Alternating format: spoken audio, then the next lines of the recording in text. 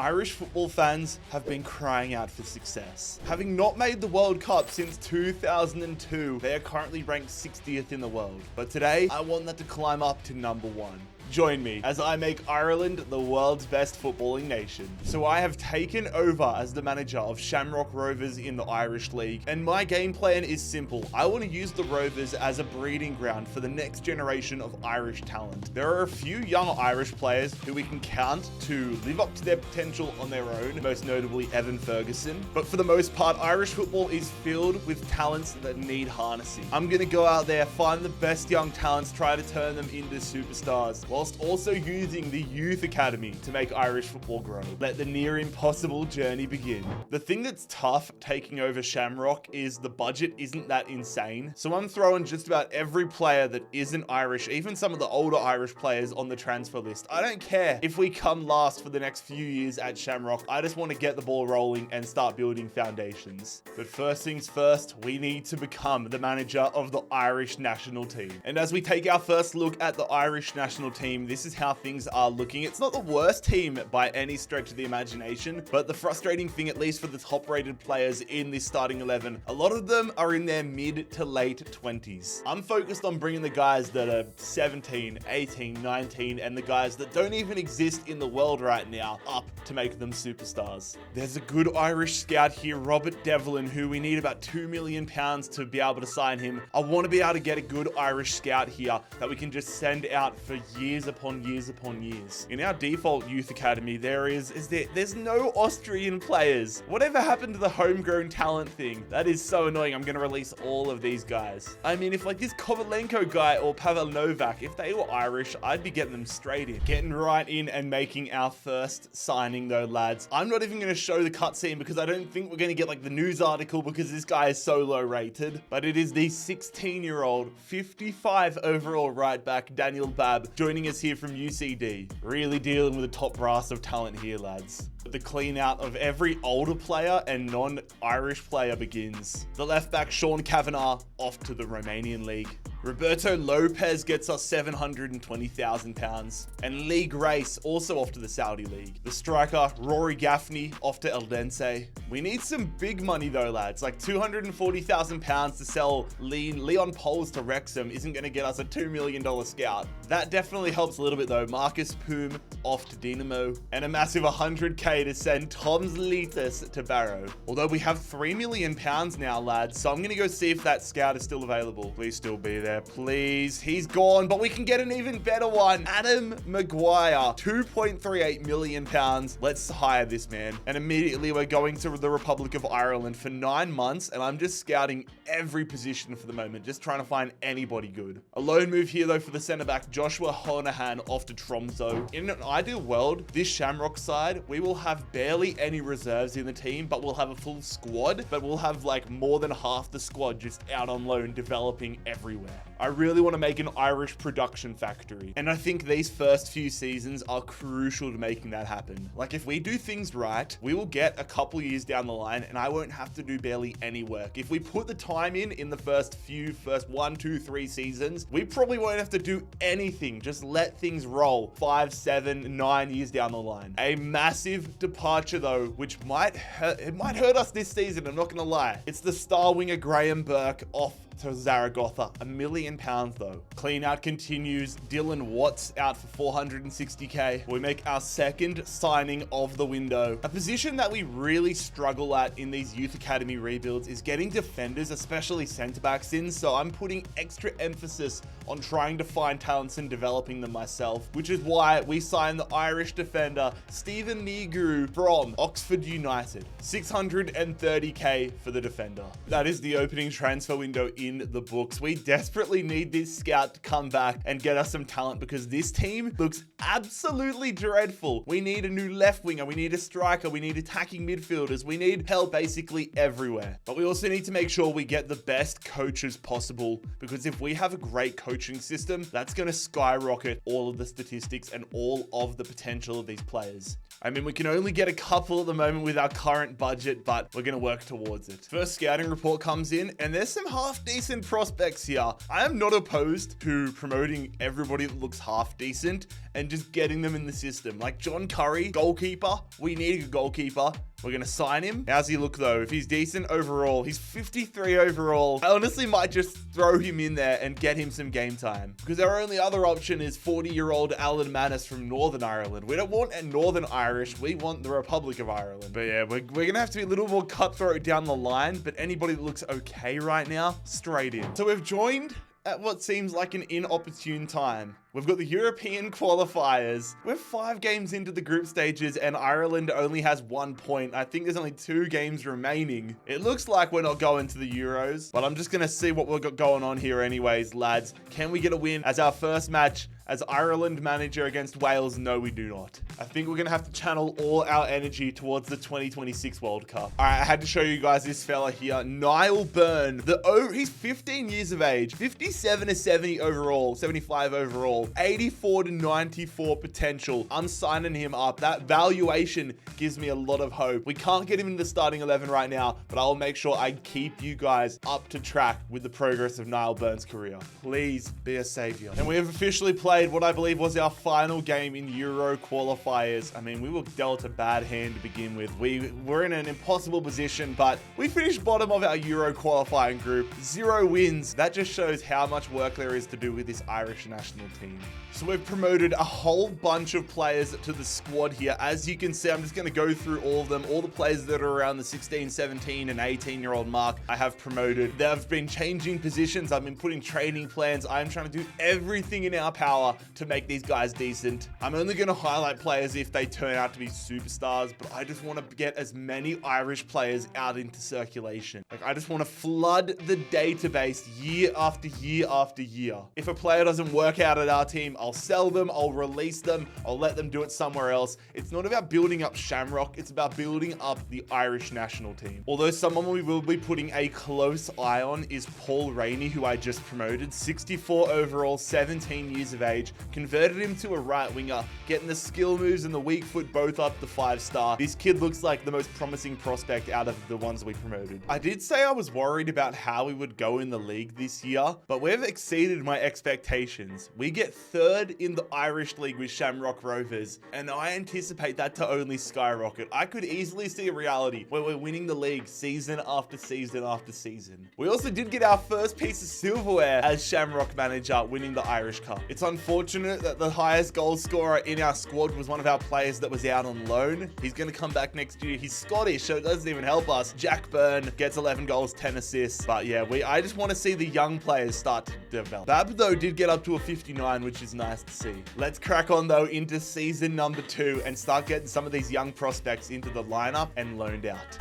We've got bad news to start season 2. Niall Byrne is gone. I've let him slip through my fingers. He must have requested a release from the youth academy, which I didn't see. And then when I try to search Niall Byrne here, there is no sighting of him. There's a Neil Byrne, but there's no Niall Byrne. And then I try to find a player. I go to players 16 to 17. And again, there is no sight of Niall Byrne. I'll put my hands up. I might have let a great prospect go. We will recover though. I have promoted just about every player in our youth academy though to the senior squad with the hope of either putting some of them into the starting 11 and sending the rest out on loan. I am noticing we're having a little bit of a difficulty finding just pure center midfielders though through the youth academy. So I'm going to sign this guy, Justin Ferrisage from Frosinone, £700,000 with the hope of getting him into the starting 11 and harnessing his potential. I might be wrong, but I'm pretty sure he used to play for Shamrock anyway. So this is a nice reunion. The clean out continues. I'm hoping in a few years' time there won't be many transfers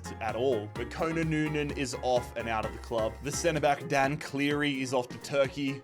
And the big one, Jack Byrne, is off to Coventry City for what I'm going to assume is a club record fee of £1.85 million. The board gives me an F because they think I could do 2.8 mil. What are you smoking? There is no chance I could get 2.8 for him. Gary O'Neill, freeing up some space for the young fellas in the midfield too. Not many players left to sell. Sean Hoare off to Eldense. In fact, that just proved it. As far as I'm concerned, all of the older Deadwood players are gone. Now let's focus on loans. Making a second signing though, another centre midfielder here, Joe Hodge, is going to be joining us from Wolverhampton. Already a good omen, as his value has gone up like £400,000 since we signed him. We have gone absolutely berserk though, lads, with the loans. So many players out on loan now. And this is what the starting 11 is looking like for this season. Hopefully we get a few players cracking the 70s, and hopefully we can get even more solid prospects through the youth academy. Old mate Adam Maguire is still out there looking. I got to go through these reports and see what he can bring back. Edging closer and closer every season though to building up the coaching.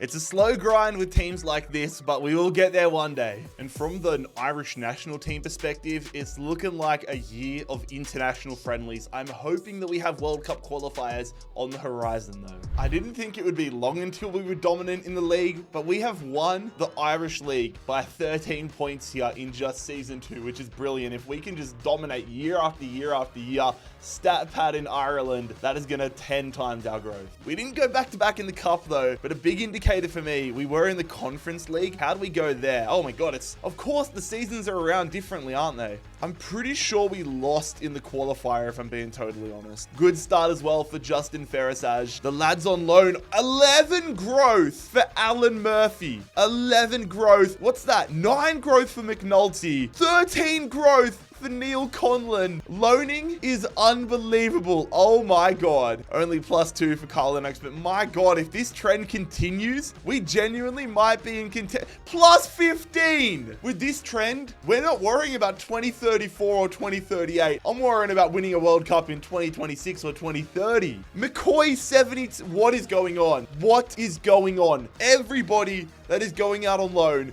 is turning into gold. Our youth academy players that we have right now aren't incredible. In fact, McCormick, whilst having the highest overall, is the oldest. He has the worst potential. But this guy here, Joshua Hickey, 92 to 94 potential. I've had him in the youth academy for about a year and a half now. He looks like he is ready. Oh my God, can we get him up to becoming a superstar? I'm getting all these guys in ahead of next year. Well, except for Farrell because he's too young. But this season has blown me away. It was only a year of international friendlies, but this is how the Irish squad is looking right now. Hopefully we can blood in some of our players next season when they get into the mid to high 70s, hopefully. Things have been brilliant to start off in the first 3 seasons, but we need to keep our foot on the gas and focus on positions where we don't have incredible prospects coming through. We're going to sign Garcia McNulty here on a permanent deal from the Dutch League, £2.6 million, with a vision of potentially having him as our left back of the future. We're also at the point now where regens are coming on the free agents list.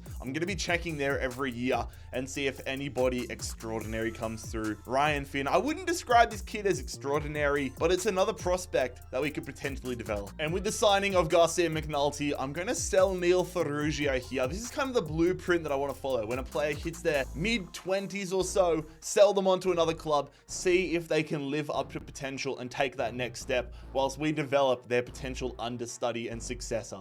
A million loan moves later, and this is what the squad now looks like to begin this 3rd season. We're making so much better progress than I anticipated. Last year defied all of my expectations, and if we could have all the lads that are off on loan going up +8 to 15 again this season, that would really set us up for a potential run if we make the 2026 World Cup. Speaking of, I'm waiting to see if we're going to have any qualifiers, because again, as you can see here, we've got international friendlies against Qatar and Ghana in 2025, so I think that we might just automatically get into the World Cup because there's not enough teams in FIFA. For now, I just want to make sure we have a decent team for the World Cup. It's ironic, isn't it, lads? As soon as I go out there and sign Garcia McNulty, we find a left back who looks like an absolute gem. Kieran Dillon, 63 overall, 73 to 94 potential. I'm going to let him go into the summer window and just like have him chill here in the academy and then promote him and hopefully get him a loan move. But that's just funny, man. I'm excited about this guy. He looks like a stud. Let's see how he's going ahead of the summer window. He's looking good, ladies and gentlemen. Kieran Dillon, he's stayed. He's gone, like his potential range has gone 86 to 94. Let's get this man into the team and hopefully get him a loan move. And we got a loan move sorted for old mate Dillon. The left back is off to Coventry City for the next 2 years. Wouldn't mind if we could create a little bit of rivalry for the left back spot between the two fellas and they both become just absolute gems. Another year where we've won the league and we've done it in fashion. It's almost a guarantee at this point. We had a plus 25 goal differential, which is absolutely hilarious. But again, only international friendlies this year. They better put us right in to the World Cup. Otherwise, I'm going to be fuming. It's actually harder to make the Euros than the World Cup in this game. McShane has had a belter of a season. A lot of the lads belter seasons. Great growth all around. But the biggest question of all, did our loaned out players go absolutely berserk again this season? Plus 5 for Murphy. Conlon up to 77. Lennox up to a 57. The main man, Kieran Dillon, up plus 5 in just half a season. Walshot plus 6. This is going so well. 2 goalkeepers now at 74 overall. How has he gone up plus 15? What is going on this game? I don't know if you guys remember, but earlier in the video, I spoke about how I don't want to have anybody left in the reserves. I want everybody out on loan. Given the results, the beyond my expectations results, everybody needs to go out on loan if they're not in the starting 11. This is mental. And since we are in late 2025, we're 6 months away from a World Cup. Assuming we qualify, if we time this right and get some good growth at the start of next year, we could have almost our whole squad be players that we've developed. The 3 players who are retiring and won't be joining us for the 2026 World Cup, Seamus Coleman, John Egan, and Matt Doherty. 3 players that have been around the system for a long time. Thanks for your service, lads. Bring on 2026. This could be beyond insane. Yeah, again, lads, I've just tried to get as many players off on loan here in this World Cup year. The squad, I can't get over how good it's been. This is what the starting 11 looks like now, and I'm going to give you guys a little bit of a heads up, but after this World Cup, if we don't win the World Cup, I plan on cleaning house next year and bringing in a whole new generation towards 2030. But if we could win the 2026 World Cup, that'd be fine by me. All right, it is time for us to select our squad here for the 2026 World Cup. Going through it here, there are still a lot of areas where we need to help make it strong, but you can start to see our influence coming into the squad here. Players like Connolly joining the midfield for the squad. Paul Rainey, though, looks like he is the star of the show in this Irish squad. The attack is insane. Genuinely insane. I'm so confused, lads. I'm looking at the group stages. Where are we? It gave me the prompt to go and select the squad for the World Cup, but we are not in any of these groups. How is this happening? I go to the calendar and there is no international games for us. What is actually going on here? If this game hasn't given us an opportunity to qualify and isn't putting us in the tournament, but it makes us select a squad for it, I'm gonna lose my head. Yeah, we're not in it. The World Cup's underway, the group stages are underway, and we're not in it. What is this game? 2K, please make a game. Please make a FIFA game. How did we not even get the opportunity to qualify? How have we not got the opportunity? Oh my God, it's easier to they gave us qualifiers for the Euros, no qualifiers for the World Cup. I am so frustrated. That's ridiculous, lads. New objective, we're switching things up. We're going for the Euros. And I intend on blowing this squad up, lads. I want us to get out there and get a whole new generation ready. Give these guys a chance to fly and get ourselves a whole new generation ready for the 2028 Euros. And if not, the 2032 Euros, but we are blowing things up. We have sold so many of our big name players in this window, some loans. We've just basically nuked this side for the second phase of our time with Ireland. And we're basically back to square one, got the whole new generation of players, some that have been here from a long time, but there is a lot of players we want to try developing now. And we're just trying to rebuild this youth academy out again. Finally, our destiny is back in our own hands though, lads. We've got European qualifiers. We need to get to the Euros. Netherlands, Poland, Romania, and Iceland in our way. We can get out of this group. And as we get ready for qualifiers, this is how the side looks. Defense definitely has some work to go, but the midfield and attack is deadly. McCoy's gone up to an 87 after we transferred him. Healy's gone up to an 85 when we transferred him. The transfer glitches have have happened. We've got good depth here. Switching up to a 3 at the back formation from a 5 at the back. See how it goes in qualifiers. Every game, though, is so damn important. We need to get wins. A huge game here against Poland to start off our European qualifiers. And it is going to be a 3-1 win. What a great way to start the qualifiers. McShane, Knight, and Ferguson. A real baptism of fire to start things off. The Netherlands in Amsterdam at the Johan Cruyff Arena. Come on, lads. Make it 2 from 2. Make it 2 from 2. We do. I thought we didn't for a second there, but Ferguson and McDermott are going to make it 2 from 2. That is a dream start to European qualifiers. Game 3. We're into October now. Iceland. If my memory serves me right, we have 8 games in qualifiers. So if we can get a 3 from 3 start, that is going to go so well. But we get done 3-0. How have we gone and beaten Poland and the Netherlands, but then get done 3-0 to Iceland in our own backyard? That is unbelievable. O'Shea is back from suspension. We're traveling to Romania. We need to get back to winning ways. Come on, lads. McCoy up to an 88 now. Go and bag some goals for us, McCoy. Okay. It's a 1-0 win. Again, I got worried because I saw the 0 on the left. But Conlon, the centre-back, getting it done for us. I don't care how we get it done as long as we qualify. Little update halfway through qualifiers, though. We are top of the lot, which is massive, but we have a game against the Netherlands up next, which could honestly book our spot. We got a win against them last time. Can we get the win here in Ireland to put us so far clear at the top of the group? Yes, we do! McShane and a Ferguson brace. It looks like that loss to Iceland is only a blip in the radar,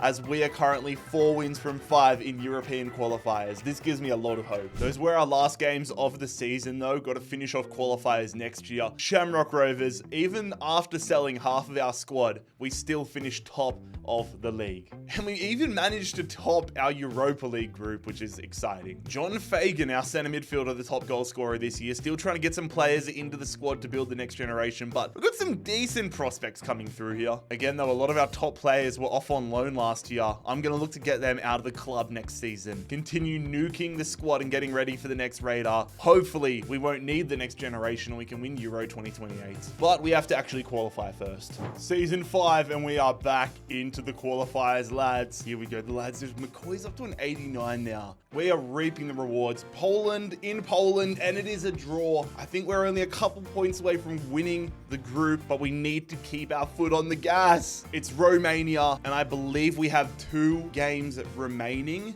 A win here or a draw here and a Poland loss will see us qualify for Euro 2028 if my math is correct. Last placed Romania. Here we go, lads. Can we get ourselves through? Yes, we do. It is McCoy in the 84th minute who may have just secured our ticket to Euro 2028. They made us wait almost 6 months, but we have our final game of Euro qualifications. More growth from the lads. Oh, this team is cooked, man. All right, here we go. We're through regardless, and we finish off with a 2-0 win. We're heading to the Euros, lads. It's a far cry from where we were a few years ago in season 1. Not a single win in our first campaign as Ireland manager. This time around, 6 wins. It's time for the Euros. We're in Group A, and it is a really tough group. Ourselves, Ukraine, Italy, and Sweden. We need to be on top of our game if we want to get out of this group. But here is our team, and the year since we qualified has done us wonders.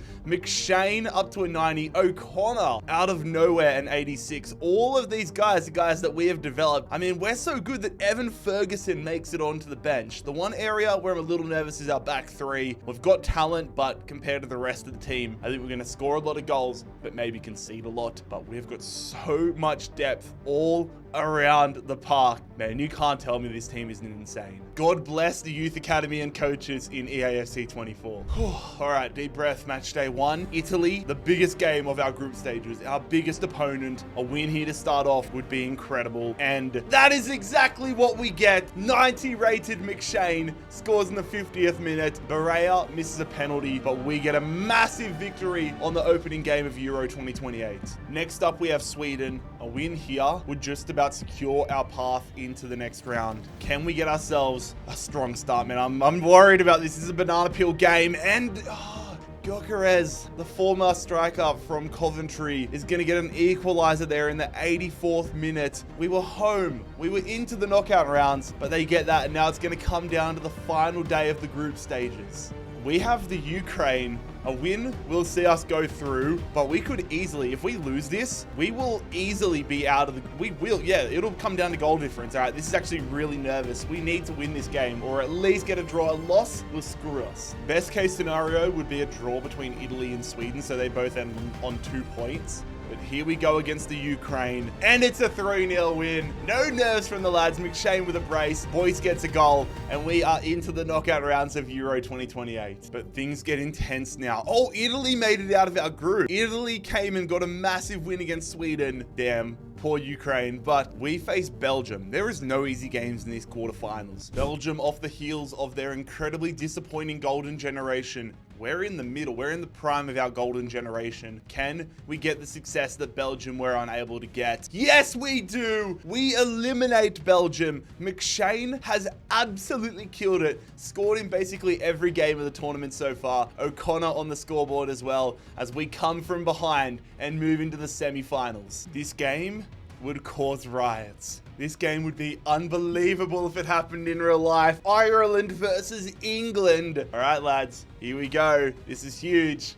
Ireland versus England in the semi-finals of Euro 2028. We have so many 90 rated players, so many on the cusp, but England have talent for days at every age range. Here we go. For a spot in the final, Conlon, the centre-back, in the 87th minute, is going to secure Ireland's spot in the European Cup final, in the Euro 2028 final, to face either Spain or France, taking down England. That is massive. Come on, Ireland. But who will we be facing? Here it is, lads. It is going to be Spain.